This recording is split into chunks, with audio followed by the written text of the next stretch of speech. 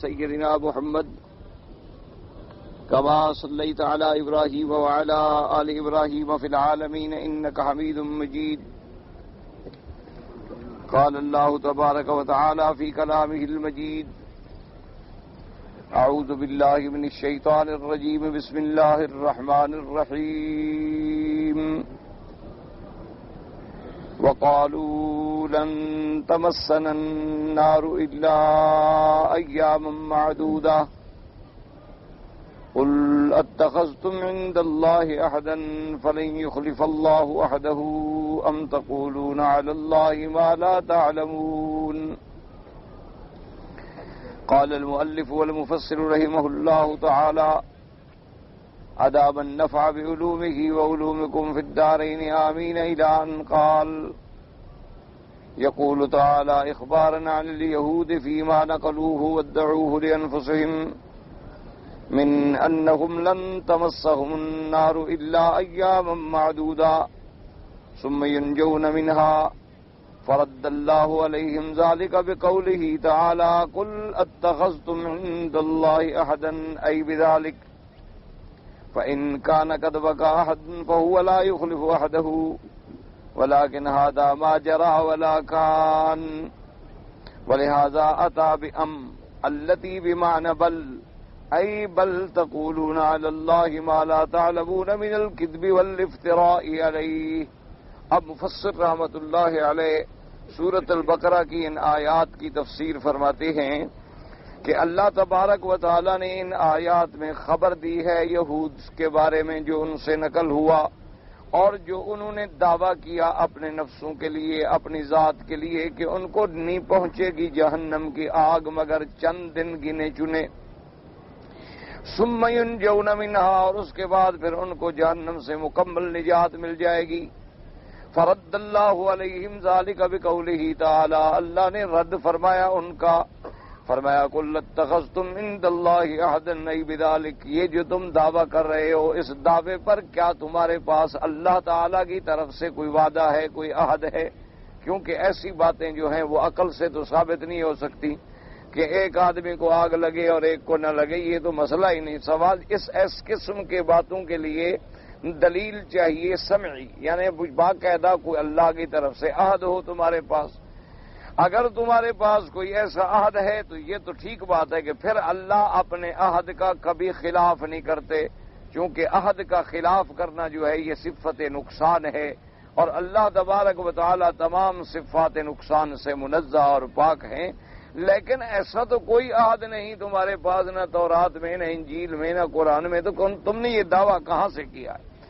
اس لیے پھر اس کے بعد اللہ نے فرمایا: ام تقولون علی اللہ ما لا تعلمون. ام جو ہے یہاں بل کے معنی میں ہے، یعنی بل تقولون علی اللہ ما لا تعلمون، بلکہ تم اللہ پر ایک ایسی بات کہہ رہے ہو جو تم نہیں جانتے ہو، بلکہ تم اپنی طرف سے جھوٹ اور افتراء بنا رہے ہو.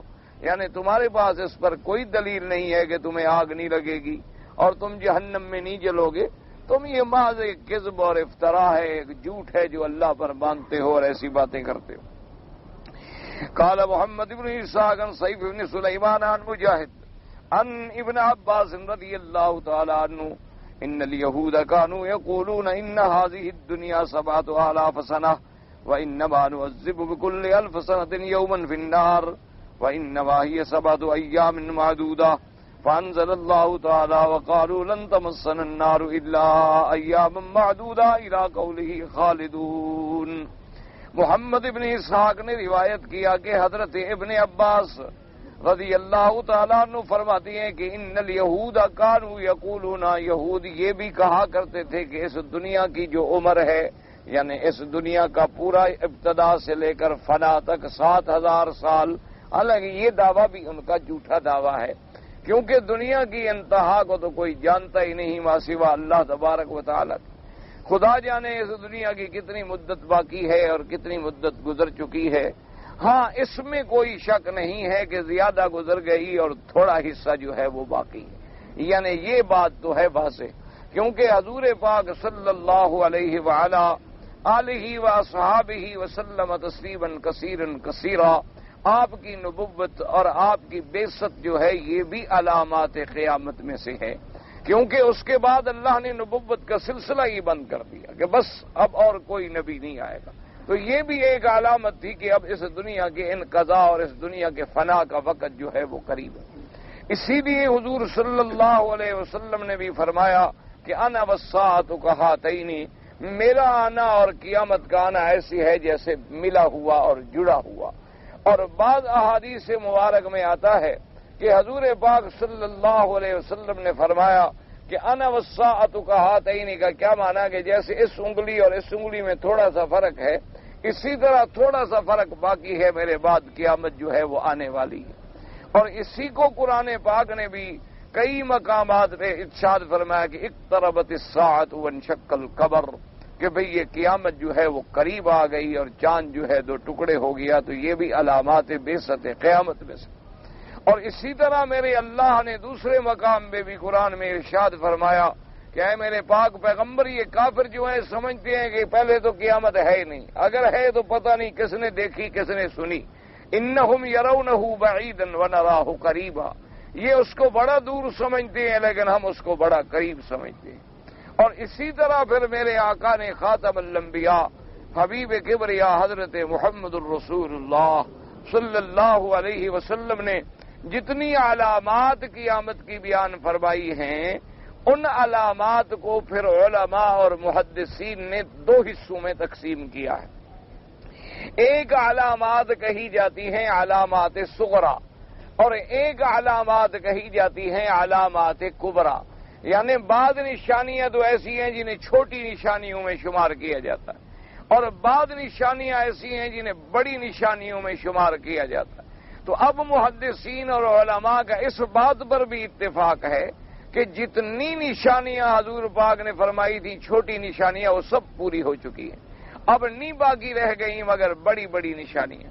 اور بڑی نشانیوں کے بارے میں بھی میرے آقا نے ارشاد فرمایا اور مثال دی. آپ نے فرمایا کہ جیسے کوئی تثبیت کا دھاگا ٹوٹ جائے اور اس کے بعد دانے جو ہیں نا وہ متواتر گرتے ہیں.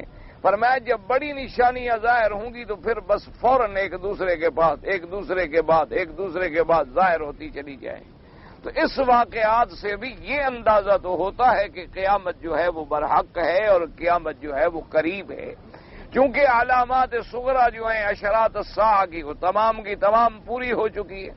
اب دیکھیں نا جی بالکل ایسے پوری ہوئی ہیں کہ کوئی معمولی سے عقل رکھنے والا آدمی جو ہے وہ بھی سمجھ سکتا ہے. حضور پاک صلی اللہ علیہ وسلم نے فرمایا کہ علامات قیامت میں سے ایک علامت یہ بھی ہے کہ سرزمین عرب جو ہے اس پہ درخت اور پانی زیادہ ہو جائے گا. تو اب آپ دیکھیں آج سے 20 سال 25 سال پہلے آپ کو مکے میں کوئی درخت نظر آتا تھا، کہیں کوئی سبزہ آپ کو نظر آتا تھا، کہیں پانی کی اتنی فراوانی آپ کو نظر آتی تھی. یعنی حج کے دنوں میں بھی آدمی وضو نہیں کرتے تھے، تیمم کرتے تھے، عرفات میں پانی نہیں ملتا تھا. اور اسی طرح یعنی روایات میں الفاظ آتے ہیں کہ یکسر الاشجار والابہار، کہ درخت بھی زیادہ ہو جائیں گے اور پانی بھی زیادہ ہو جائے گا. اسی طرح حضور پاک صلی اللہ علیہ وسلم نے فرمایا کہ علامات قیامت میں سے یہ بھی ایک نشانی ہے کہ جب یہ عرب کے لوگ جو ہیں بکریاں چرانے والے بلڈنگوں کی بلندی میں فخر کریں گے. یعنی پہلے ان کا اگر باپ دادا دیکھیں تو پتہ لگے گا آپ کو کہ وہ چرواہا تھا اور بکریاں چراتا تھا یا اونٹ چراتا تھا، اور ان کے پاس اتنی دولت آ جائے گی وہ کہے گا میری بلڈنگ اونچی ہے اور وہ کہے گا میری بلڈنگ اونچی ہے. ایک دوسرے سے مکانات میں مقابلہ کریں گے. اب وہ دیکھیں بالکل وہ صاف بات واضح ہو گئی. اور اسی طرح حضور پاک صلی اللہ علیہ وسلم نے فرمایا کہ ایسے ایسے تمہارے بادشاہ اور حاکم بن جائیں گے جو غلاموں کی اولاد ہوں گے، یعنی جن کا کوئی اصل نسل نہیں ہوگا. ایسے لوگ جو ہیں وہ آ جائیں. اور اسی طرح میرے آقا نے فرمایا کہ ایسا وقت بھی آئے گا علامات قیامت میں سے. آپ نے فرمایا کہ اذا کان اغنیاؤکم بخلاؤکم، کہ جب تمہارے غنی جو ہیں وہ بخیل بن جائیں گے، کہ اپنے بیٹے کی شادی کرنی ہو تو 20 لاکھ خرچ کر دیں گے اور مسجد کے بارے میں کہو تو موت آ جائے گی. یعنی ایسے بالکل واقعات موجود ہیں. میرے اپنے کچھ دوست ہیں ایسے ماشاءاللہ بڑے جگیردار، بڑے ذمہ دار، اور ان کے ماشاءاللہ یعنی کروڑوں کی تو صرف کپاس کے فصل ہوتے ہیں. میں پچھلے دفعہ ایک دوست کے پچھلے سال یا اس سے پچھلے سال اتفاق سے اس نے دعوت دی، مجھے جانا پڑا مجبور ہو کے، تو وہاں جب میں گیا تو اس کے گھر کی مسجد جو ہے وہ بنی ہوئی نہیں، یعنی ڈیرے کے ساتھ ایک مسجد ہے وہ ویران۔ میں نے کہا تمہیں شرم نہیں آتی، خدا کا کوئی خوف کا؟ باجی دعا کرو جی۔ میں نے کہا باقی دعا ساری میں کر رہا ہوں، جو تم نے گاڑیاں رکھی ہوئی ہیں، بلڈنگیں رکھی ہوئی ہیں، یہ تم کروڑوں اربوں روپے کما، یہ سب میری دعا لگ رہی ہے، باقی مسجد کے لیے میری دعا لگ جائے گی۔ خدا کے بندے بس، یعنی مقصد ہے ادھر کوئی توجہ ہی نہیں ہے کہ اللہ، اور بالکل تیرے سے نکلو تو سامنے مسجد ہے، لیکن وہ ویران پڑی ہوئی، نہ وہاں کوئی امام ہے، نہ اس کی کوئی صفائی ہے، نہ وہاں کوئی نماز پڑھنے کی جگہ ہے۔ اس طرف دھیان، اس لیے حضور نے فرمایا کہ وقت آئے گا، یہ بھی علامات قیامت سے ہے۔ فرمایا کہ تمہارے غنی جو ہیں وہ بخیل بن جائیں گے، اور تمہارے جو حاکم ہیں وہ شریر لوگ جو ہیں وہ بن جائیں گے، اور فرمایا تمہارے معاملات جو ہیں وہ عورتوں کے سپرد ہو جائیں گے۔ فرمایا کہ جب ایسا وقت آ جائے تو پھر اللہ سے پناہ مانگنا، اور فبطن الارض خیر من ظہرہا، پھر زمین کے اندر چلے جاؤ، بہتر ہے زمین کی پشت پہ رہنے سے۔ یعنی موت آ جائے، آدمی مر جائے تو وہ زیادہ بہتر ہے کہ فتنوں سے محفوظ ہو جائے گا۔ تو یہ ساری علامات پوری ہو گئی۔ اب بڑی بڑی علامات باقی ہیں، مثلا کہ ایک جانور نکلے گا صفا بروا کی پہاڑی سے۔ اسی طرح بڑی علامات میں ہے کہ یاجوج ماجوج نکلیں گے، بڑی علامات میں ہے کہ دجال نکلے گا، بڑی علامات میں ہے کہ عیسیٰ علیہ السلام اتریں گے اور دجال کو قتل کریں گے۔ یہ بڑی بڑی علامتیں ہیں، یعنی بڑی نشانیاں ہیں، اور یہ جب آئیں گی تو پھر لگاتار آئیں گی، یعنی درمیان میں ایسے کوئی 40 سال 50 سال 40 سال 50 سال کا وقفہ ہوگا ایک ایک نشانی کے درمیان میں، اور اس کے بعد جو ہے وہ انقراض دنیا، اور دنیا جو ہے وہ فنا ہونی شروع ہو جائے گی۔ تو یہ ساری علامات تقریباً جو ہیں وہ پوری ہو چکی ہیں، لیکن پھر بھی یہ تو کوئی نہیں جانتا کہ قیامت کب ہوگی، کیونکہ یہ ایک ایسا علم ہے جو اللہ کے سوا کسی کو نہیں۔ اس لیے قرآن مقدس نے فرما دیا ان اللہ عنده علم الساعہ، جیسے ہمارے یہاں بڑا شور ہوتا ہے نا کہ 14ویں صدی آ گئی جی، 14ویں صدی ختم ہو گئی جی، بس 14ویں صدی ختم ہوگی تو قیامت آ جائے گی، یہ سب جھوٹی باتیں ہوتی ہیں۔ نہ 14ویں صدی کے ساتھ کوئی تعلق ہے، نہ 15ویں صدی کے ساتھ کوئی تعلق ہے، کیونکہ ان اللہ عنده علم الساعہ، قیامت کا علم جو ہے وہ اللہ تبارک و تعالی کی ذات کو ہے، اور کسی کو اس کا پتہ نہیں۔ یسألونک عن الساعۃ ایان مرساہا فیما انت من ذکراہا الی ربک منتہاہا۔ اللہ نے فرمایا کہ آپ سے پوچھتے ہیں کہ قیامت کب ہوگی، تو قیامت کا علم اللہ، اور اس میں بھی اللہ کی طرف سے بندوں پر رحمت ہے کہ ہمیں اس نے قیامت کا علم نہیں دیا۔ اگر بندے کو اپنی موت کا یا قیامت کا علم ہو جائے تو جینا ہی دنیا میں مشکل ہو جائے، آدمی پھر تو زندگی بھی نہ گزار سکے۔ اس طرح ہر آدمی اپنی ایک امید میں، ایک لگن میں چل رہا ہے، جب آئے گی تو آ جائے گی۔ اگر ہمیں پتہ لگ جائے کہ ہم نے کل مرنا ہے تو پھر دیکھو نا کیا یہ زندگی گزارنا مشکل ہو جائے۔ آپ نے دیکھا نہیں ہے وہ لوگ جن کو سزائے موت ہو جاتی ہے اور وہ کوٹھیوں میں بند ہو جاتے ہیں، اور فیصلہ ہو جاتا ہے کہ جی اب بلیک وارنٹ پہ دستخط ہو گئے، اب بس فلاں دن جو ہے وہ پھانسی دی جائے گی، تو اس کے بعد ان سے پوچھو کیا ان کی زندگی ہے، ان کے کیا حالات ہوتے ہیں۔ تو اس لیے اللہ تبارک و تعالیٰ نے کسی کو موت کا علم بھی نہیں دیا اور کسی کو قیامت کا علم بھی نہیں دیا۔ تو یہ بھی یہودیوں نے جھوٹ بولا تھا، کذب اور افترا کیا تھا کہ ان الدنیا 7,000 سنہ، کہ یہ دنیا جو ہے اس کی مدت 7,000 سال ہے، اور 7,000 سال میں ہمیں قیامت والے دن صرف 7 دن جہنم میں ڈالا جائے گا، یعنی ہر 1000 سال کے بدلے بس ایک دن کے لیے ہمیں جہنم میں جانا پڑے گا۔ تو جب 7 دن پورے ہو جائیں گے تو بس ہم جہنم سے نکل آئیں گے۔ تو جب پہلا دعویٰ ہی جھوٹا ہے تو دوسرا تو خود بخود جھوٹا ہے، یعنی جب 7,000 سال والی بات ہی غلط ہے تو اگلی بات تو خود بخود غلط ہے۔ یہ تو اللہ تبارک و تعالی جانتے ہیں کہ کب قیامت ہے اور کب ہوگی اور کن حالات میں ہوگی۔ ابھی اس کی بڑی بڑی علامات کا ظاہر ہونا جو ہے وہ باقی ہے، اور جس ترتیب سے اللہ نے رکھا ہے اسی ترتیب سے وہ چیزیں جو ہیں وہ ظاہر ہوں گی، اور اس میں کوئی شبہ نہیں، چونکہ حضور صلی اللہ علیہ وسلم نے جو خبر دی ہے ہمارا اس پر ایمان ہے۔ اور یہ بعض لوگوں نے جو لکھا ہے کہ دجال ایک افسانہ ہے، ایک ایسا قصہ کہانی ہے، یہ بالکل غلط بات ہے۔ دجال کے خروج کے بارے میں احادیث صحیحہ موجود ہیں، اور پھر عیسیٰ علیہ السلام کے نزول کے بارے میں احادیث صحیحہ موجود ہیں۔ حضور پاک علیہ الصلوۃ والسلام نے فرمایا انہ ینزل عیسیٰ ابن مریم علی منارۃ شرقیہ بیضاء دمشق وانہ یقتل الدجال وانہ یکسر الصلیب ویضع الجزیہ ویملأ الارض عدلا وحکمتا وایمانا۔ آپ نے فرمایا عیسیٰ ابن مریم اتریں گے، اور اتریں گے بھی دمشق میں، شام کی ایک مسجد میں آپ نے فرمایا اتریں گے، اور حضور نے یہ بھی فرمایا کہ اس انداز میں اتریں گے کہ ان کے دونوں ہاتھ جو ہیں وہ فرشتوں کے کندھوں پر ہوں گے، اور ان کے کندھوں پہ ہاتھ رکھے رکھے وہ زمین پہ تشریف لائیں گے۔ اور حضور صلی اللہ علیہ وسلم نے یہ بھی فرمایا کہ جب عیسیٰ ابن مریم اتریں گے علیہ الصلوۃ والسلام تو ان کے بالوں سے پانی ٹپک رہا ہوگا، معلوم ہوگا کہ وہ ابھی آسمانوں سے اور جنت سے غسل کر کے تشریف لا رہے ہیں۔ اور یہ بھی حضور پاک صلی اللہ علیہ وسلم نے ارشاد فرمایا کہ جب وہ زمین پہ آئیں گے تو نماز کی اذان ہو چکی ہوگی اور تکبیر بھی ہو چکی ہوگی، اور مہدی مصلی پہ نماز پڑھانے کے لیے کھڑے ہوں گے، تو جب وہ عیسیٰ ابن مریم کو دیکھیں گے تو ہٹنے کی کوشش کریں گے، تاکہ اللہ کے نبی جب آ جائیں تو نبی کے ہوتے ہوئے کوئی اور امام نہیں بن سکتا، مصلی پہ نہیں کھڑا ہو سکتا۔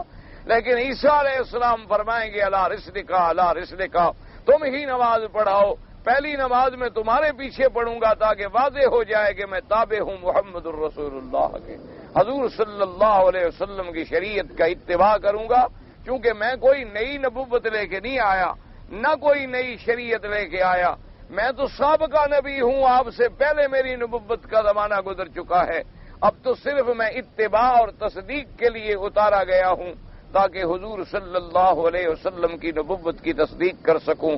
اور آپ نے فرمایا انہ یقتل الدجال، حضرت عیسیٰ ابن مریم ہی دجال کو قتل کریں گے، اور آپ نے فرمایا یکسر الصلیب، آ کر وہ صلیب کو توڑ ڈالیں گے۔ کیا مانا؟ یعنی عیسائیت کی قوت ہمیشہ کے لیے نیست و نابود ہو جائے گی۔ اور اسی طرح حضور صلی اللہ علیہ وسلم نے فرمایا کہ ایک دفعہ پھر دنیا جو ہے وہ ایمان، عدل، انصاف، رحمت سے بھر جائے گی، اور زمینیں اپنے خزانے اگل دیں گی، اور آسمان سے اپنی رحمتیں برسائیں گے اللہ تبارک و تعالیٰ کے حکم سے۔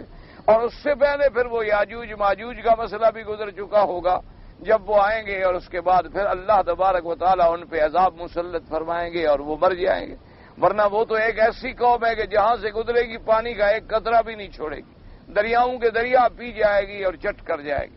اچھا، اس کے بارے میں جو لوگ کہتے ہیں یہ روسی تھے یا چینی تھے، یہ بھی غلط باتیں ہیں۔ وہ ایک ایسی قوم ہے کہ جو سد کے اندر بند ہے، وہ نکل ہی نہیں سکتی، اور وہ اس وقت نکلے گی جب ان کے نکلنے کا وقت جو ہے وہ قریب آ جائے گا۔ یہ تو مختلف تاریخی معلومات رکھنے والے لوگوں نے، یعنی کسی نے دیوار برلن کو سامنے رکھ لیا اور کسی نے دیوار چین کو سامنے رکھ لیا، اور اس کے بعد انہوں نے ان علامات کو کہ وہ چھوٹے قد کے ہوں گے اور ناک ان کے ایسے بیٹھے ہوئے ہوں گے، ان چیزوں کو جب دیکھا تو کسی نے کہا یہ قوم ہے اور کسی نے کہا وہ قوم ہے۔ یہ تو غلط بات، یہ تو آزاد ہیں، پھر رہے ہیں، آ رہے ہیں، جا رہے ہیں، جہازوں پہ آتے ہیں، جہازوں پہ جاتے ہیں، تم ان کے ملکوں میں جاتے ہو، وہ دوسرے کے ملکوں میں آتے ہیں۔ لیکن ان کے بارے میں تو یہ ہے کہ حضرت ذوالقرنین جب وہاں پہنچے تھے تو انہوں نے فرمایا تھا کہ آتونی زبر الحدید، انہوں نے فرمایا کہ لوہے کی چادریں لگواؤ، لوہے کی چادریں لگوائی گئیں، اور پھر انہوں نے نحاس جو ہے یعنی پیتل اور تانبے کو پگھلا کے اس کے اندر بند کر دیا، اور فرمایا کہ اب وہ اس کو عبور نہیں کر سکتے۔ ہاں، صرف اتنی خبر دی تھی حضور صلی اللہ علیہ وسلم نے اپنی زندگی مبارک میں، میرے آقا نے فرمایا، آپ نے فرمایا ویل لقد اقترب، آپ نے فرمایا کہ فتح ردم یاجوج و ماجوج و شارہا کدا۔ حدیث میں آتا ہے کہ حضور نے یوں اشارہ کیا جیسے عربی 5 لکھتے ہیں، آپ نے فرمایا اتنا انہوں نے سوراخ کر لیا ہے اس دیوار میں، اتنا سوراخ کر لیا ہے، اور ایسا ایسا کرتے رہیں گے اور قیامت کے قریب وہ اس کو سوراخ کرنے میں کامیاب ہو جائیں گے، اور اس کے بعد پھر باہر نکل آئیں گے۔ تو بہرحال یہ علامات جو ہیں ان پر تو ہمارا ایمان ہے۔ باقی کوئی یہ کہے کہ 7000 سال ہے، کوئی یہ کہے کہ 6000 سال ہے، کوئی یہ کہے کہ 14000 سال ہے، یہ سب جھوٹی باتیں ہیں، کسی کو علم نہیں ہے ما سوا اللہ تبارک و تعالی۔ تو اس لیے مفسر رحمۃ اللہ علیہ نے فرمایا کہ یہ بھی جھوٹ تھا۔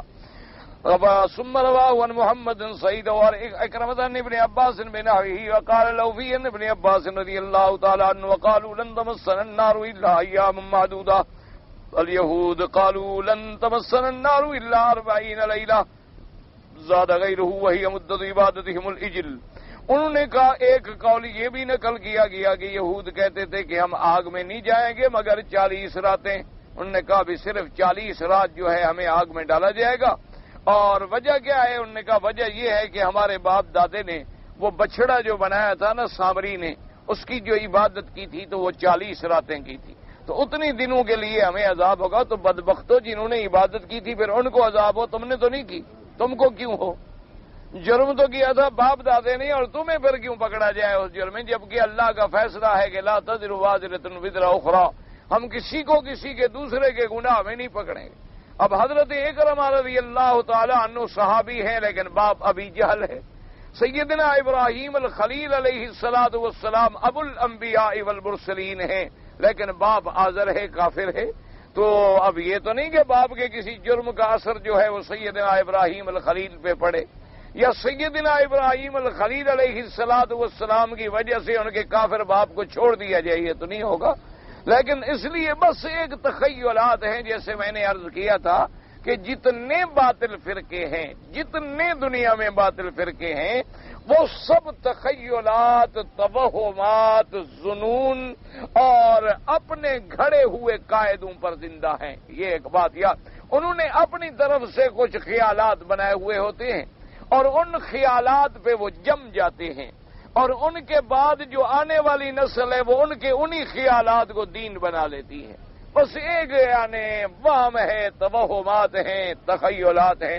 اب دیکھو نا جی، جو لوگ سانپ کی عبادت کرتے ہیں، اب ہندو میں ایسا طبقہ موجود ہے جو سانپ کو بھگوان سمجھتا ہے، سانپ کو وہ انداتا سمجھتے ہیں، اگر سانپ نکل آئے تو ہاتھ باندھ کے سامنے پڑ جاتے۔ اچھا خدا کی قدرت دیکھو، اللہ بھی ابھی امتحان لیتے ہیں نا بندوں کے، ان کو سانپ ڈستا بھی نہیں بدبختوں، ورنہ اب سانپ ایک ایسی بری چیز ہے، اس کو کیا پتا ہندو ہے بڑا مسلمان ہے، کوئی سانپ پڑھا لکھا تھوڑا ہوتا ہے۔ لیکن خدا کا بھی امتحان ہے، وہ بھی تو شان والا ہے نا، اپنے بندوں کے امتحان میں ڈالتا رہتا ہے کہ چلو یہ اور بے وقوف بنتے ہیں تو بنے رہے، ہماری بادشاہی میں تو کوئی فرق پڑتا نہیں ہے، مانے یا نہ مانے، چلو ان کو اسی میں بے وقوف بننا ہے تو بنتے۔ اچھا وہ سانپ کے سامنے جناب گر جائیں گے، اور سانپ کھڑا ہے اور ناچ کر رہا ہے لیکن ان کو کچھ نہیں کہتا۔ اچھا اسی طرح اب بھی یعنی ہندوستان میں ایک جگہ ہے، وہاں ان کا ایک پیر دفن ہے، وہ ناگ پیر کے نام سے مشہور ہے، یعنی سال میں اس کی قبر پہ کوئی 3 دن کا عرس کرتے ہیں۔ اچھا اس 3 دن میں خدا کی قدرت کا امتحان دیکھو، وہ سارا علاقہ سانپوں سے بھر جاتا۔ وہ کہتے ہیں جی سانپ آئے ہیں حضرت کی مزار پہ سلام کرنے کے، پیر صاحب کی مزار پہ۔ اچھا وہ سال کے آتے بھی انہی 3 دنوں میں ہیں۔ اور پھر یہ بھی عجیب بات ہے کہ جو آدمی وہاں سوتے ہیں، پڑے ہوتے ہیں، جو قبر کے پجاری لوگ ہیں وہ تو سارے وہاں ہوتے ہیں۔ اچھا ان کے اوپر جب اٹھیں گے صبح تو کسی کے اوپر سانپ 10 پڑے ہوئے ہیں، کسی پہ 5 پڑے ہوئے ہیں، کسی پہ 4 پڑے ہوئے ہیں، وہ ان کو پکڑ پکڑ کے ہٹا رہا ہے لیکن وہ کچھ نہیں کہتے، ان کو ڈستے بھی نہیں ہیں۔ اچھا ان کے علاوہ اگر کوئی دن ہو تو سانپ نہیں چھوڑتا، ڈستا ہے، لیکن وہ جو خاص دن ہیں ان دنوں کے اندر اچھا وہ بالکل یعنی مشہور ہے کہ جی وہاں یہ سانپوں کے پیر تھے اور مر گئے تو سانپ باقاعدہ سلام پہ آ رہے ہیں۔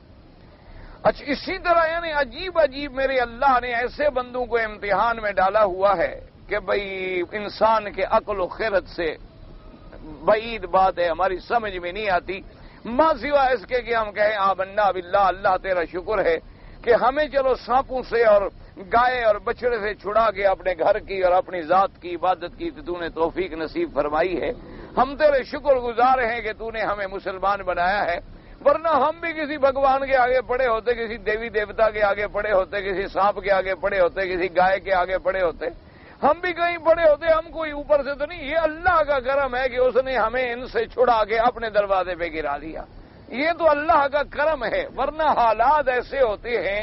یعنی حضرت عبید اللہ سندھی رحمۃ اللہ علیہ بہت بڑے عالم گزرے ہیں اور بڑے امام انقلاب ان کا لقب تھا، انہوں نے خود واقعہ سنایا، یعنی ایک تو ہوتا ہے نا جی کسی غیر نے، ان نے میرے والد صاحب رحمۃ اللہ علیہ خود واقعہ، انہوں نے کہا کہ انگریزوں نے ہمارے خلاف سزائے موت جاری کی ہوئی تھی اور ہم جو تھے مفرور تھے، چھپ گئے، اب مفرور ہونے کے بعد ہم کوشش کر رہے تھے کہ کسی طرح اس ملک سے نکل جائیں، کیونکہ جب تک ہم ملک میں ہیں جب بھی پکڑے گئے تو ہمیں لٹکا دیا جائے گا۔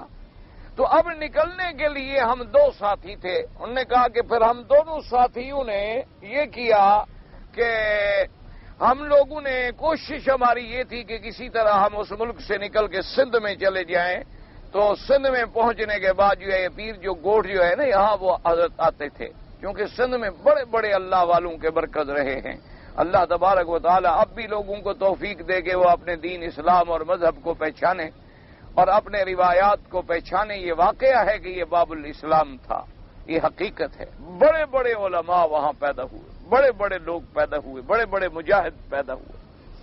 تو وہاں آنے کے لیے انہوں نے کہا کہ ہم نے یہ کیا کہ ہندوؤں کا لباس اختیار کر لیا، اسی طرح ہم نے بال رکھے، چھوٹی چھوٹی بنوائی اور ہندو کی طرح دھوتی باندھی اور ہندو کی طرح ہی وہ اپنے ماتھے پہ نشان وشان لگائے۔ اور ویسے اب عالم آدمی تھے، ان کو رامائن اور گیتا یاد کرنی کون سی مشکل بات تھی۔ انہوں نے کہا ہندوؤں کی وہ کتابیں ہم نے لے لی، وید بھی لے لی، گیتا بھی لے لی، رامائن بھی لے لی، جتنے وید ہمیں ملتے تھے، یہ شاستر وید ہے، یہ فلاں وید ہے، یہ فلاں وید ہے، وہ بھی لے لی اور 2-3 راتیں مطالعہ کیے تو بس اس کے تو حافظ بن گئے۔ مولوی تو پہلے تھے، وہ اتنے بڑے آدمی تھے۔ اور جہاں اب ہم جائیں وہ لوگ سمجھیں کہ بھی یہ تو ہمارے کوئی اوتار آ گئے ہیں، یہ تو ہمارے بہت بڑے اوتار ہیں، ان کو تو گیتا یاد ہے، ان کو تو کتابیں ہماری یاد ہیں، کوئی مسئلہ پوچھیں تو ہم یاد بتلا رہے ہیں۔ اور اسی طرح چلتے چلتے راجستھان کے ایک علاقے میں وہ فرماتے ہیں کہ ایک مندر میں ہم نے جا کے پناہ لی، کیونکہ سارا دن ہم سفر کرتے تھے اور رات کو کسی مندر میں جا کے پناہ لے لیتے تھے، کیونکہ ہم ان کے مولوی بنے ہوئے تھے نا، تو جگہ مولوی کو مسجد میں ملتی ہے، وہاں مندر میں ملے گی اور کہاں ملے گی؟ ملا کی دوڑ مسجد ہوتی ہے نا جی۔ ہم لوگ بھی جہاں جائیں کوئی واقف ہو نہ ہو مسجد تو ہے نا جی۔ کوئی آدمی واقف ملے نہ ملے مسجد ہے، چلو وہاں چلے گئے، نماز پڑھا دی، اتنی دیر میں کوئی 2-4 آدمی نکل آتے ہیں جو دعوت بھی کھلا دیتے ہیں، روٹی بھی کھلا دیتے ہیں، پانی بھی پلا دیتے ہیں۔ تو ان کا بھی جو توڑ تھا وہ یہی تھا کہ مندر میں چلے جائیں، لیکن انگریز ہے بڑا بدبخت، بڑا یعنی خبیث دشمن ہے۔ فرماتے ہیں کہ ایک جگہ سے ہم بارڈر کراس کر رہے تھے تو ہم چوکی سے جب گزرے تو وہاں 2 انگریز افسر پہرا دے رہے، تو انہوں نے ہمیں دیکھا کون ہو، ہم نے وہ نام شام رکھے ہوئے تھے کوئی، انہوں نے کہا ہم فلاں ہیں، کہاں جا رہے ہیں؟ ہم نے کہا جی آگے ایک مندر ہے، ہم وہاں جا رہے ہیں عبادت کرنے کے لیے۔ انہوں نے کہا اچھا جاؤ۔ وہ کہتے ہیں کہ ہم چل پڑے، ہم تو پیدل تھے اور ایستا ایستا لکڑیاں ہاتھ میں تھی ہمارے اور ایستا ایستا جا رہے تھے۔ ایک افسر تو جیپ پہ چڑھا اور چلا گیا، کچھ دور ہم گئے تو دوسرا دوڑتا دوڑتا ہمارے پیچھے آیا اور ہمیں اشارہ کیا کہ ٹھہرو۔ کہتے ہم ٹھہر گئے، کیونکہ بھاگنے کا تو سوال ہی پیدا نہیں ہوتا، کیسے بھاگ جاتے؟ وہ کسی جیپ کا آ جاتے ہمیں پکڑ لیتے، کہاں ہم ریگستان میں بھاگ جاتے ان سے۔ کہتے ہم ٹھہر گئے تو اس نے کہا کہ دیکھو تم عبید اللہ سندھی ہو، تم یہ نہ کہنا کہ انگریز کی نظر کو میں نے دھوکہ دے دیا، میں نے تمہیں پہچان لیا ہے، لیکن تم اپنے مذہب کے ایک لیڈر ہو، جاؤ میں تمہیں معاف کرتا ہوں، ہم بہادر دشمن کی قدر کرتے ہیں، تم ہو ہمارے دشمن لیکن بہادر دشمن ہو، لہذا میں تمہیں مارتا نہیں ہوں، نہ پکڑتا ہوں، جاؤ نکل جاؤ، لیکن یہ نہ کہنا کہ میں نے تمہیں پہچانا نہیں، نہ مانو تو یہ تمہارا فوٹو ہے، کیا ہو گیا تم نے شکل بدل لی تو کیا ہو گیا؟ اب کہتے میرے پاس کیا جواب تھا؟ میں نے کہا ٹھیک ہے ابھی تیری مہربانی، اور کیا کر سکتا تھا؟ اب ایک دشمن اتنی رعایت کر رہا ہے تو اب کیا کر سکتا تھا؟ میں نے کہا شکریہ جی، مہربانی تمہاری بھائی، تمہارے دل میں بھی چلو کسی دشمن کی قدر ہے تو یہ بھی بڑی بات۔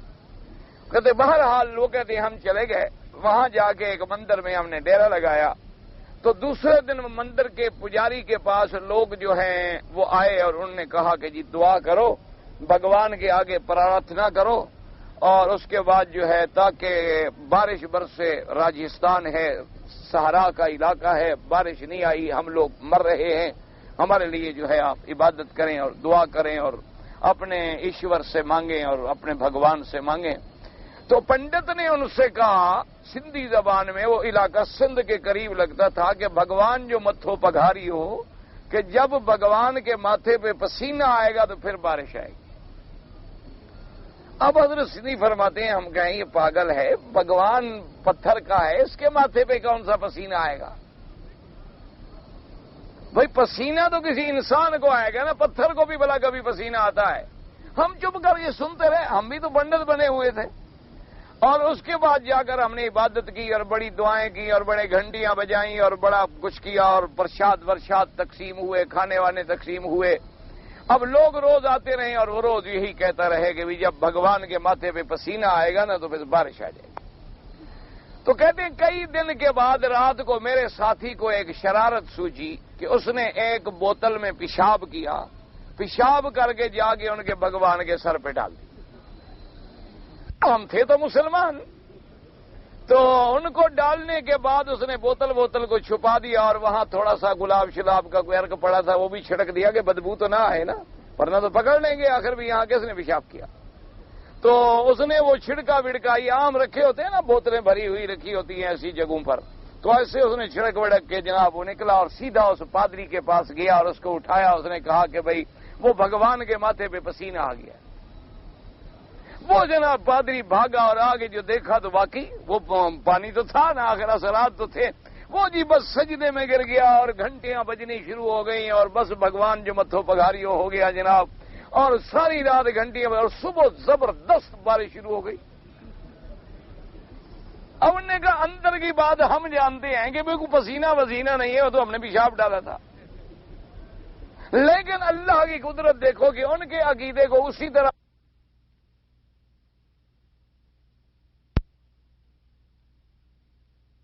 لیے ہمیں حکم ہے کہ اسمعوا واطیعوا، تم اللہ کے رسول کے حکم کو سنو اور مان لو۔ یہ نہیں ہمیں حکم دیا گیا کہ بحث کرو اور اس میں تحقیق کرو اور اس میں تدقیق کرو اور اس کے اندر عقل لڑاؤ۔ تمہاری عقل کیا ہے، ہماری عقل کیا ہے؟ عقل تو ہماری ناقص ہے۔ انسان خود ناقص ہے تو اس کی اجزاء جو ہے وہ بھی ناقص ہے۔ جب انسان خود ضعیف ہے تو عقل بھی ضعیف ہے۔ انسان ناکارہ ہے تو عقل بھی ناکارہ ہو جائے گی۔ 200 آدمیوں کی عقل کو بھی اکٹھا کر لو تو کیا ہو جائے گا؟ تو اس لیے ہمیشہ اصول یہ ہوتا ہے، قرآن نے کیا حکم دیا ہمیں کہ ما آتاکم الرسول فخذوہ، جو میرا مدنی محمد پاک تمہیں دے پکڑ لو بس، وما نہاکم عنہ فانتہوا، اور جس سے روکے تمہیں رک جاؤ۔ اسی لیے صحابہ رضوان اللہ علیہم اجمعین کی اتباع کا اندازہ فرمائیں کہ حضور نے تقریر میں جو فرمایا کہ بھی بیٹھ جاؤ، تو حضرت عبداللہ ابن مسعود جوتیوں کے مقام پہ کھڑے تھے، وہیں بیٹھ گئے۔ جب جمعہ کی نماز ختم ہوئی تو حضور نے بلایا، آپ نے فرمایا کہ ما اردت بک، میں نے تو یہ ارادہ نہیں کیا تھا کہ تم وہاں جوتی والی جگہ پہ بیٹھ جاؤ، میں نے تو عام لوگوں سے کہا تھا کہ بھی بیٹھ جائیں، آرام سے سنیں۔ اس نے کہا حضور جب حکم پہنچ گیا کہ بیٹھ جاؤ پھر کھڑے رہنے کا کیا مطلب؟ آپ نے گو مجھے نہیں فرمایا تھا، لیکن میرے قانون نے تو یہی سنا نا کہ بیٹھ جاؤ، بس میں بیٹھ گیا۔ اس کے بعد میرا کھڑے ہونے کا کوئی سوال پیدا نہیں ہوتا۔ یہی وجہ تھی کہ حضرت حنظلہ رضی اللہ تعالی عنہ شادی کی سہاگ رات کے دن ہیں اور صبح کے کان میں آواز پڑی ہے کہ حضور پاک جبل احد جنگ کے لیے اعلان فرما دیا ہے جا رہے ہیں۔ اسی وقت کپڑے پہنے بیوی کو بلایا کہ میں جنگ میں جا رہا ہوں۔ اس نے کہا اللہ کے بندے تمہیں تو غسل کی ضرورت ہے، غسل جنابت کرنا ہے، غسل تو کم از کم کر کے جاؤ۔ اس نے کہا اب برداشت نہیں ہوتا کہ میرے مدنی کا اعلان کانوں میں پڑ جائے اور ہم غسل کے لیے بیٹھے رہیں، بس میں جا رہا ہوں، زندہ رہا تو نہا لوں گا، مر جاؤں تو حضور کو بتلا دینا۔ ختم ہو گئی۔ حالانکہ کتنی دیر لگ جاتی غسل کرنے میں، یا اگر غسل کر کے تشریف لے جاتے تو خدا نہ خواستہ کوئی نافرمانی تو نہیں تھی، حضور کی اطاعت ہی کر رہے تھے نا۔ اسی لیے یاد رکھیں یہ جتنے ائمہ کے اندر اختلافات ہیں وہ بھی دراصل یہی ہیں کہ کسی امام کو جو ایک حدیث مبارک ملی ہے اس نے دوسری کی طرف پھر نظر ہی نہیں پڑا، ان کا بس یہ حضور کا حکم ہے کرو، ختم۔ اسی لیے تمام ائمہ جو ہیں وہ برحق ہیں کہ ان سب کا جذبہ جو ہے وہ اتباع محمد مصطفیٰ ہے، ان سب کی طرف جو ہے وہ یہ ہے کہ وہ اتباع محمد مصطفیٰ صلی اللہ علیہ وسلم کریں۔ اب دیکھیں ظہر سے پہلے مثلا 4 رکعتیں ہیں، ایک حدیث سے مبارک میں آیا کہ حضور پاک ظہر سے پہلے 2 رکعت پڑھتے تھے، ایک حدیث سے مبارک میں آیا کہ حضور ظہر سے پہلے 4 رکعت پڑھتے تھے، ایک روایت مبارک میں یہ آیا کہ دو رکعت کر کے پڑھتے تھے۔ تو اب دیکھو تمام ائمہ کرام نے، اب جناب بعض ائمہ نے فرمایا کہ بھی ظہر سے پہلے سنت ہے ہی 2 رکعت، کیونکہ حدیث میں جو ہے حضور نے 2 رکعت فرمایا، بس ختم ہو گئی بات۔ اور بعض ائمہ نے فرمایا، انہوں نے کہا کہ نہیں، 2 رکعت نہیں بلکہ 4 رکعت، حضور نے 2 رکعت اور 2 رکعت، یعنی 2 رکعت علیحدہ پڑھی اور 2 رکعت علیحدہ پڑھی۔ تو انہوں نے کہا کہ بھائی نہیں، سنت تو 2 رکعت ہے ظہر سے پہلے، وہ جو 2 رکعتیں حضور نے علیحدہ پڑھی ہیں وہ تحیت المسجد تھی، لہذا 2 رکعت تحیت المسجد ہو گئی اور 2 رکعت ظہر سے پہلے سنت ہو گئی۔ امام ابو حنیفہ فرماتے ہیں کہ نہیں، انہوں نے فرمایا کہ نہیں، سنت جو ہے ظہر سے پہلے وہ تو ہے 4 رکعت، اور یہ جو حدیث مبارک ہے کہ حضور نے 2 رکعت پڑھی، یہ تحیت المسجد ہیں۔ اس کی وجہ انہوں نے کہا کہ حضور کی تو عادت مبارک ہی یہ تھی کہ سنتیں گھر پڑھتے تھے، حضور پاک تو تہجد بھی اور سنت بھی اور نوافل بھی اپنے گھر میں ادا کرتے تھے، لہذا بی بی حفصہ کی جو روایت ہے وہ فرماتی ہے کہ حضور ظہر سے پہلے 4 رکعت پڑھتے تھے، تو معلوم ہوا کہ سنت 4 رکعت ہے۔ باقی جس حدیث میں یہ آیا ہے کہ حضور نے 2 رکعتیں پڑھی، وہ تو مسجد کی تحیہ تھی، وہ آپ نے 2 رکعتیں پڑھی۔ تو اب دیکھیں سب کا جذبہ کیا ہے کہ حضور کے حکم پر کسی طرح عمل ہو جائے۔ اب کوئی یہ تو نہیں کہتا نا کہ نہ پڑھو، کسی نے کہہ دیا انکار کیا، نہیں، سب کی طرف ایک ہے کہ حضور پاک صلی اللہ علیہ وآلہ آلہ وصحبہ وسلم تسلیما کثیرا کثیرا، حضور پاک کے فرمان پہ عمل ہو جائے۔ اب دیکھیں بعض لوگ جو ہیں رمضان میں مثلا 8 تراویح پڑھتے ہیں، نعوذ باللہ، کیا وہ حضور کے مخالف ہیں؟ اللہ معاف کرے، وہ بھی حضور کے غلام ہیں، ان کو بھی حضور پاک کی سنت مبارک سے عشق ہے، لیکن وہ 8 کیوں پڑھتے ہیں کہ ایک حدیث مبارک میں یہ لفظ آ گئے کہ ایک بی بی، اور حدیث بھی صحیح درجے کی حدیث ہے جس میں کسی کو بھی کلام نہیں ہے، کہ ایک حدیث میں یہ لفظ آ گئے کہ انہوں نے جا کے بی بی صاحبہ سے پوچھا کہ آپ ہمیں حضور کے رمضان کی نماز کے بارے میں بتلائیں، تو بی بی صاحبہ نے فرمایا کہ حضور صلی اللہ علیہ وسلم جو ہیں آپ نماز پڑھتے تھے 8 رکعت، اور آپ رمضان میں اور غیر رمضان میں اس سے زیادہ نہیں پڑھتے تھے، 8 رکعت پڑھتے تھے۔ تو لفظ آ گیا 8 رکعت کا، تو ان بیچاروں کا اصل تمنا اور تڑپ کیا ہے کہ بھی جب صحیح حدیث میں ہے کہ رمضان ہو یا غیر رمضان ہو، تو اس میں حضور 8 پڑھتے تھے، ہم 8 پڑھیں گے تاکہ حضور کی اس حدیث پہ اتباع ہو۔ اب ان کا مقصد نعوذ باللہ کو مخالفت تو نہیں۔ اچھا، اب جو حضرات یہ کہتے ہیں کہ نہیں جی 20 ہوں، اچھا امام مالک رحمت اللہ علیہ تو ماشاءاللہ 36 تک بھی چلے گئے۔ اب جنہوں نے کہا کہ 20 ہوں، ان سے جب کہا گیا کہ حضور یہ حدیث مبارک جو ہے 8 والی، انہوں نے کہا اللہ کے بندے حدیث کو پڑھو تو صحیح حدیث میں ہے کہ کان یصلی اربعن فلا تسأل عن حسنہن وطولہن، حضور 4 رکعت پڑھتے تھے، پھر 4 رکعت پڑھتے تھے، اور بی بی کہہ رہی ہے صحابی سے کہ کیا تمہیں کیا خبر حضور کیسی نماز پڑھتے تھے؟ حضور کی نماز، اور اتنی لمبی نماز اور اتنی لمبی قرات اور لمبا رکوع، لمبا سجدہ، حضور کی جیسی نماز کا حسن جو ہے اور حضور کی نماز کی طوالت جو ہے تم کیا پوچھتے ہو اور میں کیا بتا سکتی ہوں؟ تو انہوں نے کہا کہ دیکھو، بی بی نے کہا کہ 4 رکعت تراویح تو 4 رکعت پڑھی ہی نہیں جاتی، وہ تو 2 رکعت پڑھی جاتی ہے۔ تو انہوں نے کہا کہ یہ بیان جو ہے 8 رکعت کا، یہ مقصد ہے، تہجد کا بیان ہے کہ حضور تہجد کی ہمیشہ 8 رکعت پڑھتے تھے، رمضان ہو یا غیر رمضان ہو، تراویح علیحدہ چیز ہے، تہجد علیحدہ چیز ہے، یہ تو تہجد کے ساتھ حدیث کا تعلق ہے، ورنہ تو ہوتا 2 رکعت، وہاں تو صاف موجود ہے 4 رکعت۔ اچھا، ان کا بھی تڑپ کیا ہے؟ انہوں نے کہا کہ اب دیکھیں جی کہ سیدنا عمر نے کتنی پڑھی، انہوں نے کہا جی 20، اور جس پہ خلیفہ راشد اور تمام صحابہ اجماع کر لیں تو وہ بھی درجہ سنت ہو گیا۔ تو اب ان کا مقصد کیا ہے؟ وہی تڑپ ہے کہ حضور کے وہ نام پر، حضور کا عمل پر، حضور کے خلفائے راشدین کے طریقے پر، کیونکہ حضور نے فرمایا تھا نا علیکم سنتی و سنت الخلفاء الراشدین المہدیین، تو اب ان کے طریقے کو پکڑنا بھی تو حضور کے طریقے کو پکڑنا ہے، کیونکہ یہ تو کوئی تصور بھی نہیں کر سکتا کہ حضرت عمر نعوذ باللہ اللہ کے نبی کے خلاف کوئی نیا طریقہ نکال ڈالیں، سوال پیدا نہیں ہوتا۔ تو اب سب کا مقصد کیا ہے؟ اتباع محمد مصطفیٰ، حضور کی غلامی حاصل ہو جائے، حضور کے طریقے پہ چلنا نصیب ہو جائے۔ اور بعض لوگوں نے اس میں اتنی اپنے آپ کو پابند کیا کہ بھئی حضور نے فجر کی نماز میں کون سی سورت پڑھی ہے، ہم تو بھئی وہی پڑھیں گے، حالانکہ وہ یہ نہیں کہتے کہ دوسری سورت پڑھنا جائز نہیں۔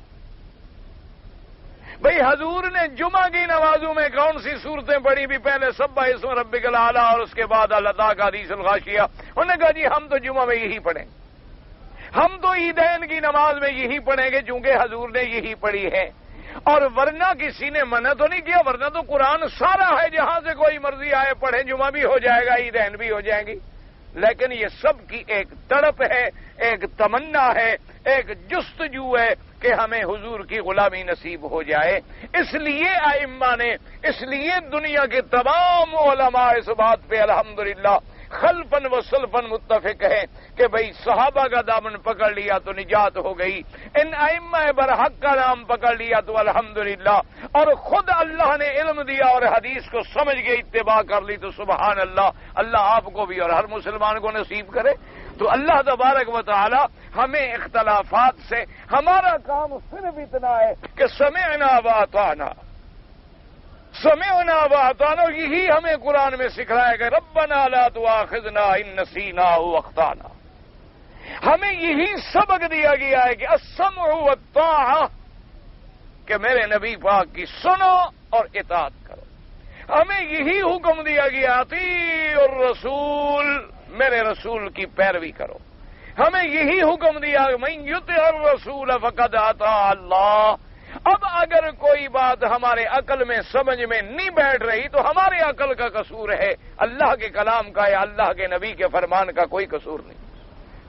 کوئی بات ہے، انسان ہے، ہمارے عقل کو اپیل نہیں کر رہی تو ہمارا عقل تو غلط ہو سکتا ہے، ہماری نظر غلط ہو سکتی ہے، ہمارا فکر خطا کر سکتا ہے، لیکن لسان محمد مصطفیٰ کبھی خطا نہیں کرتی، کیونکہ اس زبان پہ بات ہی وہ جاری ہوتی ہے جو اللہ اوپر سے ڈالتے ہیں۔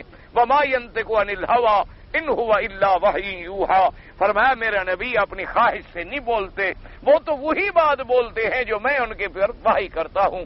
تو جو حضور نے فرما دیا آمنا و صدقنا، باقی دنیا میں بعض چیزیں سمجھ آتی ہیں، بعض چیزیں سمجھ نہیں آتی۔ کتنے دنیاوی معاملات ہیں، اب دیکھیں بڑے بڑے ڈاکٹر ہوتے ہیں بیچارے، وہ کہتے ہیں جی سمجھ نہیں آئی بیماری پر ہم پہنچ نہیں سکے، بڑے بڑے بورڈ بٹھاتے ہیں، ساری دنیا کے ٹیسٹ کر لیتے ہیں، لیکن اندر کوئی اور بلا نکل آتی ہے، وہ کہتے ہیں جی ہم کیا کریں، ہم نے اپنی طرف سے تو بڑی جد و جہد کی ہے، لیکن ہمیں اندازہ نہیں تھا کہ یہ اندر ایسے بات ہوگی۔ تو اسی طرح جیسے ایک بیماری کو سمجھنے کے لیے بھی ہم ناکام ہیں، ایک بندوں کے بنائے ہوئے قانون کو سمجھنے کے لیے بھی ہم ناکام ہیں، بعض شاعروں کے لکھے ہوئے شعر کو حل کرنے میں بھی ہم ناکام ہیں، اور بعض بڑے بڑے علماء کی دقیق کتابیں لکھی ہوئی کو حل کرنے کے لیے ہم محتاج ہیں۔ تو اللہ کی کوئی بات اگر سمجھ نہ آئے تو فوراً آدمی یہ تو نہ کہہ دے او جی یہ تو بات عقل میں نہیں آتی لہذا ہم نہیں مانتے، یہ بات نہیں ہے۔ اس لیے ہماری ذمہ داری یہ ہے کہ ہم اللہ کے حکم کی ہر حال میں اور ہر شکل میں تعمیل کریں، اور اپنی طرف سے نہ نکالیں جیسے انہوں نے نکال دیا۔ کبھی کہتے ہیں 7 دن جہنم میں جائیں گے، اور کبھی کہتے ہیں نہیں وہ زیادہ سے زیادہ 41 راتیں جائیں گے، اس سے زیادہ ہم جہنم میں نہیں جائیں گے۔ وحكاه القرطبي عن ابن عباس وقتادة وقال الضحاك وقال ابن عباس رضي الله تعالى عنه زعمت اليهود انهم وجدوا في التوراة مكتوبا ان ما بين طرفي جهنم مسيرة 40 سنة الى ان ينتهوا الى شجرة الزقوم التي هي ثابتة في اصل الجحيم وقال اعداء الله انما نعذب حتى ننتهي الى شجرة الزقوم وتذهب جهنم وتهلكها ذلك قوله تعالى وقالوا لن تمسنا النار الا اياما معدودا۔ قرطبی نے حضرت ابن عباس اور حضرت قتادہ کے حوالے سے، اور اسی طرح حضرت ضحاک نے بھی حضرت ابن عباس کے حوالے سے ایک روایت نقل کی کہ زعمت الیہود، یہودی یہ خیال کرتے تھے انہم وجدوا فی التورات مکتوبا، وہ یہ کہتے تھے بدبخت کہ ہم نے تورات میں لکھا ہوا دیکھا ہے کہ جہنم کے 2 کنارے ہیں اور ان پر چلتے چلتے چلتے 40 سال میں اس مقام پہ آدمی پہنچے گا جہاں وہ شجرۃ الزقوم ہے، اور شجرۃ الزقوم درخت ہے ایک جہنم کا، اور وہ بالکل جہنم کے گویا کے وسط میں ہے، اصل میں ہے، تو لہذا یہ 40 سال ہم چلتے چلتے عذاب بھگتیں گے، جب اس جگہ پر پہنچیں گے تو پھر عذاب کی مدت بھی ختم اور جہنم بھی ختم اور ہم بھی فارغ ہو کے نکل جائیں گے۔ تو انہوں نے کہا کہ اصل میں اب دیکھیں، ایک جگہ کہا کہ ہمیں 7 دن عذاب ہوگا اور دوسری جگہ کہتی ہیں کہ ہمیں 40 راتیں عذاب ہوگا، اب یہاں کہتے ہیں ہمیں 40 سال عذاب ہوگا۔ اچھا، اب 40 سال بھی کون سے؟ دیکھو نا جی، 40 سال جو عذاب ہوگا وہ 40 سال کون سے؟ دنیا والے سال، آخرت والے سال، کیونکہ دنیا کا سال جو ہے یہ علیحدہ ہے، اور جب دنیا نئی پیدا ہوگی عالم آخرت تو وہاں جو سال ہے تو 1000 سنۃ مما تعدون، وہاں تو 1000 سال کے برابر ہے، اور ایک ایسا بھی مقام آئے گا کہ 50,000 سنہ، یعنی 50,000 سال کے برابر ایک سال ہوگا۔ تو اب تم 40 سال جو رہو گے تو اگر 50,000 سے ضرب دی جائے 40 کو تو پھر تم کتنی جہنم میں رہو گے؟ تو اس لیے اصل بات کیا ہے کہ یہ سب کذب و افطرا تھا، یہ بہتان تھا جو انہوں نے اللہ تبارک و تعالیٰ کے پیغمبر کے خلاف اور اللہ کی تورات کو بھی بدل ڈالا، اور انہوں نے کہا کہ ہم نے تورات میں یہ پڑھا ہے، حالانکہ یہ بات حقیقت نہیں ہے، تو ہمیں اسی پہ عمل کرنا ہے جو قرآن میں ہے اور جو فرمان رسول پاک میں ہے۔ واللہ تعالی عالم وعلمہ تم۔ اب جناب یہ دیکھیں، یہ مسئلہ ابھی آپ کے سامنے پھر آ گیا ماشاءاللہ۔ ایک آدمی کہتا ہے کہ زندگی میں جتنی یعنی ہماری زندگی ہو، 100 سال ہو یا 50 سال ہو، صرف ہم نے 7 قربانیاں کرنی ہیں۔ یہ وہی یہودیوں والا مسئلہ ہے کہ نہیں؟ وہ بھی کہتے ہیں نا کہ ہمیں صرف 7 دن عذاب ہوگا اور زیادہ نہیں ہوگا۔ اس نے بھی مسئلہ گھڑا ہے، وہ کہتا ہے ہماری جتنی زندگی ہے بس 7 قربانیاں کر دیا، 7 بکریاں ذبح کر دو، جان چھوٹ گئی، ساری زندگی کا مسئلہ حل ہو گیا، قصہ ہی ختم ہو گیا۔ اللہ کے بندے، یہ بات نہیں ہے، مسئلہ یاد رکھو، جیسے زکوٰۃ ہر سال ہمیں صاحب نصاب کو نہیں دینی ہوتی ہے، جیسے رمضان کے روزے ہر سال میں 1 مہینہ ہم نے رکھنے ہیں، جیسے حج زندگی میں 1 دفعہ ہم نے فرض ادا کرنا ہے، اسی طرح قربانی جو ہے وہ ہر سال ہوتی ہے، چونکہ میرے پاک نبی نے ہر سال قربانی کی۔ تو جب حضور پاک صلی اللہ علیہ وسلم نے عمل کر کے دکھلا دیا تو پھر ہمیں اپنے عقل لڑانے کی ضرورت ہے کہ ہم عقل لڑائیں کہ بس زندگی میں 7 قربانیاں کر دو تو کافی ہے۔ صحابہ نے ہر سال قربانی کی، اللہ جن کو صاحب نصاب بنائے وہ ہر سال عید الاضحیٰ کے موقع پر، اور قربانی کے احکام ہیں باقاعدہ علماء سے احکام سمجھ کے، یعنی اگر کسی نے عید نماز سے پہلے کر دی یا وقت سے پہلے کر دی تو وہ قربانی نہیں سمجھی جائے گی، بلکہ گوشت عام خیرات سمجھی جائے گی۔ قربانی وہ ہوگی کہ جو باقاعدہ قربانی کی نیت سے ہو اور قربانی کے جانور کے مطابق عمر پائی جائے، وہ شروط پائے جائیں اور عید نماز کے بعد ذبح کی جائے، تب جا کر قربانی ادا ہوگی۔ اپنی طرف سے مسئلے نہ گھڑے کرو۔ ایک اونٹ یا گائے میں 7 آدمی شرکت کر سکتے ہیں، لیکن یہ نہیں کہ 1 اونٹ دے دیا تو زندگی میں فارغ ہو گئے۔ فجر کی نماز میں ایک امام صاحب نے ہمیں نماز پڑھائی اور انہوں نے 1 سجدہ کیا، یعنی بجائے 2 سجدے کرنے کے رکعت میں 1 سجدہ کیا اور اٹھ گئے، اور پیچھے بھی کسی مقتدی نے ان کو لقمہ نہیں دیا، سبحان اللہ نہیں کہا، یاد نہیں دلایا کہ وہ بیچارے سجدہ کر لیں، اپنی غلطی کا احساس کریں، تو بہرحال تو پھر انہوں نے سجدہ سہو بھی نہیں کیا، اور جب نماز ختم ہو گئی تو انہوں کو بتلایا گیا تو انہوں نے کہا بس ٹھیک ہے، ہو گئی ہے، نہیں نماز نہیں ہوتی ہے۔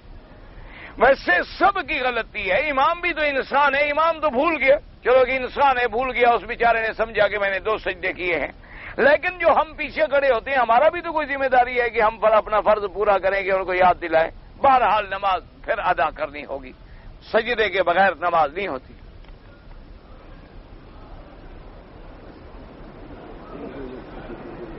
کہتے ہیں جی اگر بعض لوگ جو ہیں وہ گناہ کرتے ہیں اور وہ کہتے ہیں یہ لکھا ہوا ہے تو لہذا جب لکھا ہوا ہے تو ہمیں اس پر سزا کیوں ملے، تو بات یہ سمجھو اللہ کے بندے، لکھے ہوئے کا معنی یہ نہیں ہوتا ہے کہ تمہارا اختیار نہیں ہے۔ اگر لکھے ہوئے کا معنی یہ ہو تو پھر اللہ نے تمہیں آنکھیں کیوں دی، تمہیں عقل کیوں دیا، تمہیں چلنے کی طاقت کیوں دی، سوچنے کی طاقت کیوں دی، پکڑنے کی طاقت کیوں دی، چھوڑنے کی طاقت کیوں دی، مارنے کی طاقت کیوں دی، صبر کرنے کی طاقت ہی کیوں دی؟ تم چاہتے ہو پانی پیتے ہو، نہیں چاہتے ہو نہیں پیتے، چاہتے ہو کھانا کھاتے ہو، نہیں چاہتے ہو کہتے جی میرا آج دل نہیں کر رہا میں نہیں کھاتا۔ تو اللہ نے بندے کو اختیار دیا ہے۔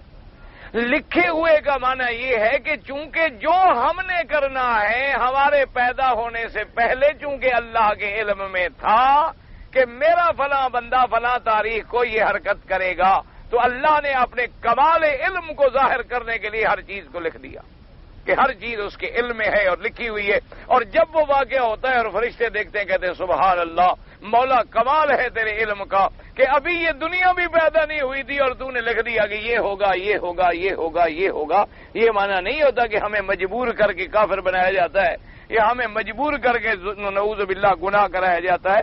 اللہ نے ہمیں اختیار دیا ہے، ہم اپنے اختیار سے ایک فیصلہ کرتے ہیں اسلام کا یا کفر کا، اور اسی پر ہمیں سزا ہوتی ہے۔ مثال کے طور پر یوں سمجھ لیں، مثلا آپ کے گھر میں ایئر کنڈیشن لگا ہوتا ہے، اس میں بعض ایئر کنڈیشن ایسے ہوتے ہیں جن میں دونوں سسٹم ہوتے ہیں، کولنگ کا بھی اور ہیٹنگ کا بھی، اور اس میں نشان لگے ہوئے ہیں کہ بھئی یہاں اگر اس سوئی کو رکھو گے تو یہ ٹھنڈا کرے گا اور یہاں رکھو گے تو یہ گرم کرے گا۔ اب لکھنے والوں نے دونوں چیزیں لکھ دی ہیں کہ نہیں لکھ دی؟ اچھا آج موسم ہے گرمی کا اور تم اس کو اسی سرخ پہ ہیٹ پہ کھڑا کر کے چلا دو، یہ تمہاری غلطی ہے لکھنے والے کی غلطی ہے؟ تم کہو جی اگر اس نے لکھا نہ ہوتا تو گرمی نہ آتی، تو اس سے بڑی بے وقوفی دنیا میں کوئی ہے؟ بھئی انہوں نے تو اپنے علم کا ایک کمال کر دیا کہ ایک ہی چیز کے اندر دونوں چیزیں رکھ دی کہ بھئی تم اگر سردی میں ٹھنڈک لینا چاہتے ہو گرمی میں تو یہاں سوئی کو رکھو ٹھنڈی ہوا دے گا، اور سردیاں پڑ گئی ہیں تو تم اور مزید ہیٹر خریدنے نہ جاؤ، اسی سوئی کو یہاں کر دو اور اس کے بعد چلا دو تمہیں ہیٹ دے گا۔ اب تم اگر سردیوں میں جا کے جناب اس کو فل کول پہ کھڑا کر کے کھول دو اور پھر جب تڑپنے لگو ٹھنڈک سے کہو جی اگر یہ لکھتا نہ میں نہ مرتا ٹھنڈک میں، تو بے وقوفی والی بات۔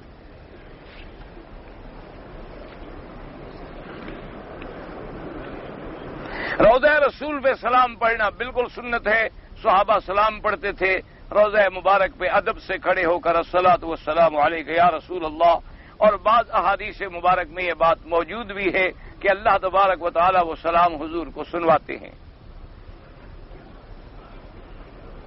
جب مدینہ منورہ میں ہوں تو یہ ضروری نہیں ہوتا کہ آدمی روزانہ جا کے روضہ مبارک پہ سلام پڑھے، اور روزانہ تو آدمی درود شریف پڑھے کثرت کے ساتھ، جہاں بھی بیٹھا ہے اپنے گھر میں مسجد میں جہاں چلتے ہوئے بیٹھے ہوئے پھرتے ہوئے اٹھتے ہوئے کثرت سے درود شریف پڑھے۔ افضل اور مسنون طریقہ یہ ہے کہ جس دن جائے سلام پڑھے اور پھر جس دن آنا ہو سلام پڑھے، افضل یہ ہے، ورنہ اگر کوئی آدمی روزانہ بھی ایک دفعہ جا کے پڑھ لے تو کوئی منع نہیں، لیکن بہتر یہی ہے کہ باقی درود پاک میں اپنا وقت گزارے اور جاتے ہوئے بھی سلام عرض کرے اور آتے ہوئے بھی سلام عرض کرے اور چل پڑے۔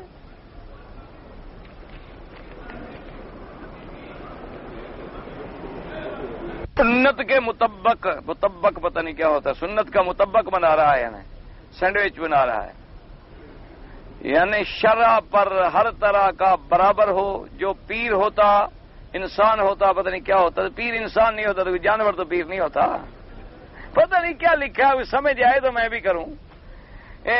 اس بات پر ایک آدمی 3-4 دنوں سے میری بات مگر سمجھتا پیر ہے، کیا پتہ نہیں، مجھے تو نہیں پتا تم نے کیا لکھا ہے، مجھے جب سمجھ نہ آئے تو میں کیا جواب دوں گا۔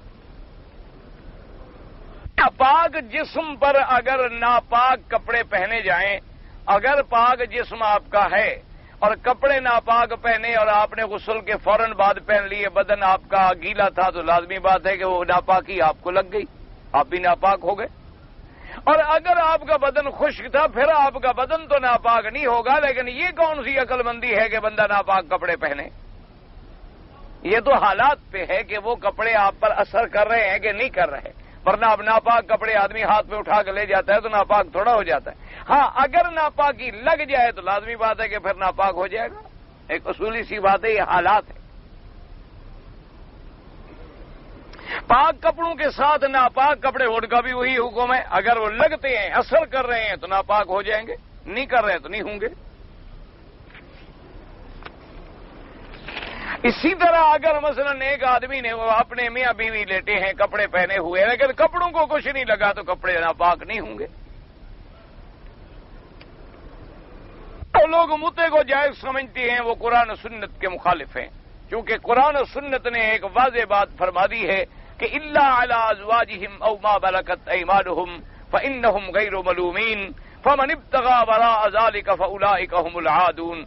اللہ نے فرمایا کہ میں نے اپنے بندے پہ دو قسم کی عورتیں حلال کی ہیں، ایک جو اس کی بیوی ہے اور ایک اگر وہ جنگ کرے اور اس کے اندر اللہ مسلمانوں کو فتح دے اور کنیز حاصل ہو اور وہ کنیز بھی اس کے حصے میں آئے تو وہ اس پر حلال ہے.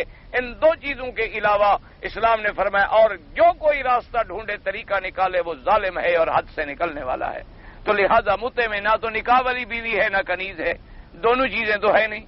نکاح والی بیوی ہو تو پھر ہماری وارث بنے، ہم اس کے وارث بنے، اور اس کے بعد باقاعدہ ذمہ داری ہو نان نفقے کی، سکنے کی، خرچے کی. تو بیوی بھی نہیں بنتی اور کنیز بھی نہیں بنتی، تو معلوم ہوا کہ کوئی تیسرا راستہ ہے. تو لہذا جو تیسرا راستہ ہے وہ اسلام کے قرآن و سنت کے خلاف ہے اور اللہ تبارک و تعالی بچائے. اسی طرح تقیہ جو ہے وہ بھی اسلام کے اندر ناجائز ہے. وہ تو ایک خاص حالات ہیں کہ آدمی کفار میں پھنس گیا، جان کا خطرہ ہے، وہ کہتے ہیں زبان سے کوئی اسلام کے خلاف بکواس کرو، الا من اکرہ وقلبہ مطمئن بالایمان. اس کا مطلب یہ نہیں کہ ہر وقت لوگوں کے اندر تقیہ کرتا پھرے.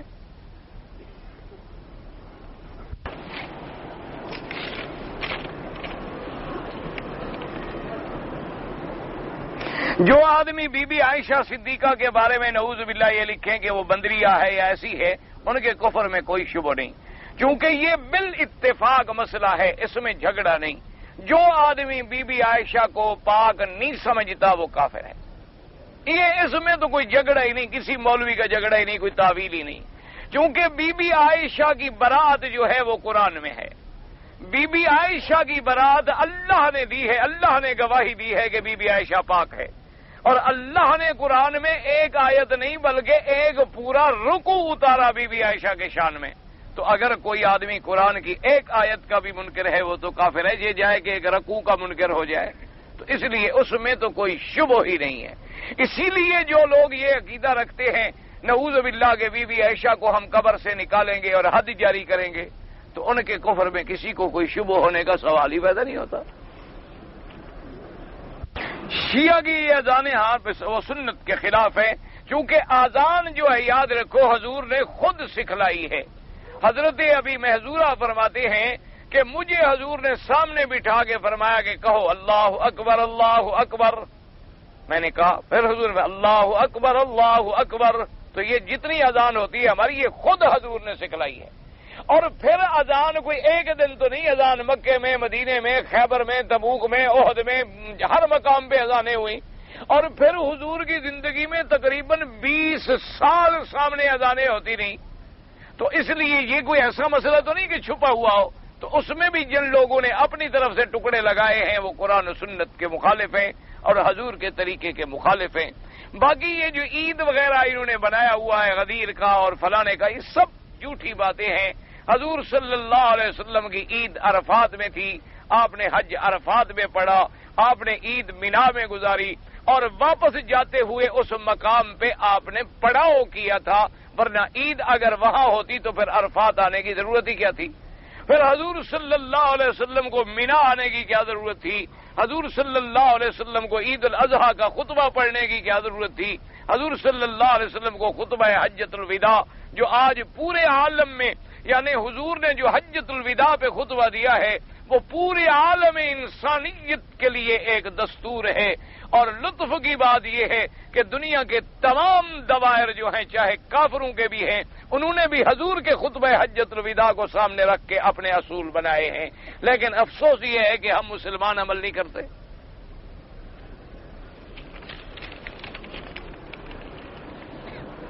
کہتے ہیں جی ہمارے ہاں ان کے ایک رسم ہے کہ وہ سیدنا عباس کے نام پہ کونڈے دیتے ہیں. کونڈے کہتے ہیں، کونڈے ہوتے ہیں بدلی کیا. تو بھئی یہ اسی طرح ہے جس طرح تم عرس کرتے ہو، 11ویں دیتے ہو، نہ تم یہ کرتے نہ وہ کرتے. تم نے بھی تو حدود کو توڑا، انہوں نے بھی حدود کو توڑا. نہ وہ حلال ہے نہ یہ حلال ہے، دونوں ادا ہیں، دونوں بدعات ہیں اور دونوں شریعت کے خلاف ہیں. اصل مصیبت تو یہی ہے نا جی کہ کچھ ہم زیادتی کرتے ہیں، نہ تم صدمے ہمیں دیتے نہ ہم فریاد یوں کرتے. اگر تم سنی زیادتی نہ کرتے تو ان کو بھی کبھی جرت نہ ہوتی زیادتی کرنے کی اسلام میں. تم نے بھی تو نماز سے پہلے شروع کر دیا، ان اللہ و ملائکتہ یصلون علی النبی صلاۃ و سلام علیہ یا رسول اللہ صلی اللہ علیہ وسلم. تو پھر وہ کیوں نہ بڑھائیں اذان؟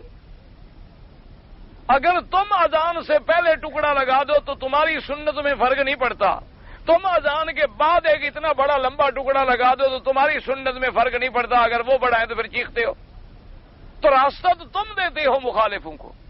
تم اگر 11ویں بڑھاؤ، کل کرو، کل خانیاں کرو، 7 جمعراتیں کرو، چیلم کرو، پھر ان کے کونڈوں پہ کیوں چیختے ہو؟ تم خود سنت کے خلاف نہ کرو تو وہ تو ہے ہی غلط، وہ تو ہے ہی قرآن و سنت کے مخالف. ان سے کیا جھگڑا ہے؟ اصل بات تو ان لوگوں کی ہے کہ جو سنت کا دعویٰ بھی کریں اور پھر بدعت کریں. اللہ تبارک و تعالیٰ ان کو ہدایت دے. اگر ہم ٹھیک ہوں گے تو کسی مخالف کو جرت نہیں ہوگی کہ محمد مدنی کے دین میں جوڑ لگائے. جب ہم کہیں جوڑ لگائیں گے تو دشمن بھی موقع کا فائدہ اٹھائے گا.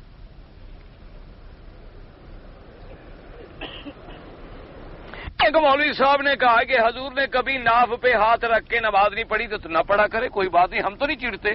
ان کو پتہ نہیں. ہم تو کہتے ہیں کہ احادیث میں سینے پر بھی ہاتھ موجود ہیں، سینے سے نیچے بھی موجود ہیں. تمام احادیث آپ اٹھا کے کتابوں میں دیکھ لیں، کتاب الصلاۃ کھول لیں، نسائی میں، ترمذی میں آپ کو ساری حدیثیں مل جائیں گی. ہم تو کہتے ہیں سب ٹھیک پڑھتے ہیں نماز، الحمدللہ ثم الحمدللہ. اگر کسی کو ہم پر اعتراض ہے تو اللہ ہدایت. اللہ سے فوت ہو گئے، اللہ سب کی مغفرت فرمائے. دعا کرو جتنے لوگ مسلمان ہمارے بھائی فوت ہو گئے اللہ ان کی قبروں کو باغ جنت بنائے. اور جو بیمار ہیں دعا کریں دل سے، اللہ ان کی بیماریاں دور فرما دے. اور جو ہم زندہ ہیں اللہ ہدایت پہ رکھے اور خاتمہ ایمان پہ فرمائے. ایک آدمی کینیڈا میں ہے، بچہ ہے گردے کی بیماری میں، اللہ اس کو بھی شفا کاملہ عطا فرمائے. جو بیمار جہاں ہے، جس ملک میں ہے مسلمان، اللہ اس کی شفا کاملہ صحت عاجلہ دائمہ نصیب فرمائے اور اپنی قدرت سے ان کو شفا بخشے اور ہماری ظاہری، باطنی، روحانی، جسمانی سب بیماریاں دور فرما دے. طواف کے بعد